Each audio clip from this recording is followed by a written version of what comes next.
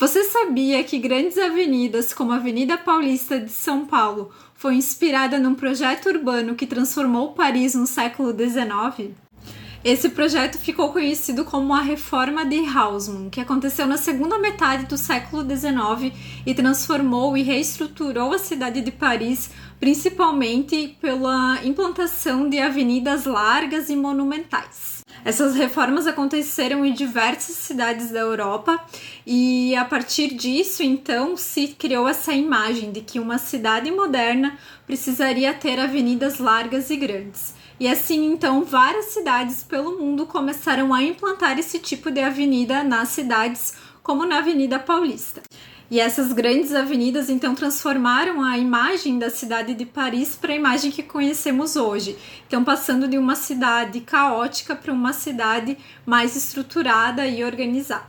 Antes da reforma, principalmente na época da Revolução Industrial, Paris tinha características, de uma cidade medieval. Então, as ruas elas eram basicamente como nessa imagem aqui.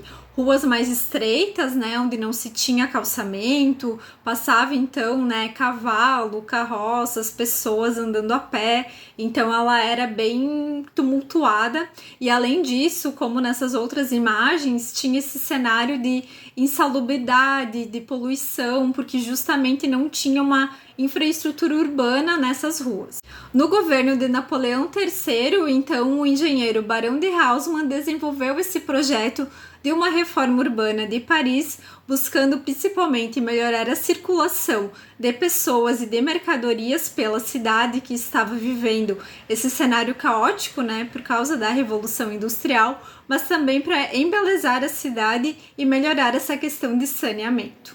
Então, nessa primeira imagem, nós temos o desenho do projeto dessas vias, dessas novas avenidas que foram pensadas em cima da cidade que já existia, e aqui uma imagem, então, das demolições que aconteceram dessa cidade medieval. Então, principalmente expulsando a população pobre que vivia nessa parte central, trazendo depois as elites para morar nesses casarões, nessas novas construções que foram criadas a partir dessa reforma. Substituindo então esse cenário caótico de insalubridade, epidemias, que era muito mais presente, mais forte e mais evidente a partir da Revolução Industrial, com a vinda de novas indústrias, então que só acentuou esse caos, transformando por essa imagem de cidade moderna, organizada. Então essas novas avenidas elas foram pensadas justamente para trazer essa modernidade, conectar pontos importantes da cidade e também trazer esse embelezamento, para as novas construções e permitir então que a elite vivesse num ambiente diferente do que tinha anteriormente. Aqui nós temos dois mapas que mostram essa diferença. O primeiro é essa Paris medieval com essas ruas mais sinuosas, estreitas, as edificações mais próximas, e aqui nesse segundo mapa, após as reformas, como que essa cidade ficou, com essas ruas mais largas e compridas, fazendo essas novas conexões. Então aqui fica bem claro essas mudanças estruturais que aconteceram nas cidades, principalmente com a criação então dessas novas avenidas. E aqui fica bem claro, uma imagem vista de cima de Paris, onde a gente vê essas avenidas, que cortam a cidade e trazem essa nova imagem, de monumentalidade. E essa reforma, então, inspirou cidades pelo mundo inteiro em transformar a sua imagem para uma imagem de cidade moderna, como Buenos Aires, na Argentina, e Santiago, no Chile. Então, a gente percebe nessas grandes avenidas como elas já estão presentes nessas cidades também, principalmente ali nesse final do século XIX e início do século XX. E nesse mesmo período foi criada a Avenida Paulista em São Paulo, principalmente pela necessidade de criar um novo bairro para a elite paulistana numa área mais afastada do centro consolidado da cidade. Nas primeiras décadas, ela era repleta de antigos casarões e foi pensada justamente na estrutura desses bulevares europeus, dessas grandes avenidas arborizadas e largas, para trazer essa monumentalidade e representar esse crescimento de São Paulo e essa nova modernidade para a cidade. E a paisagem da avenida foi se transformando ao longo das décadas.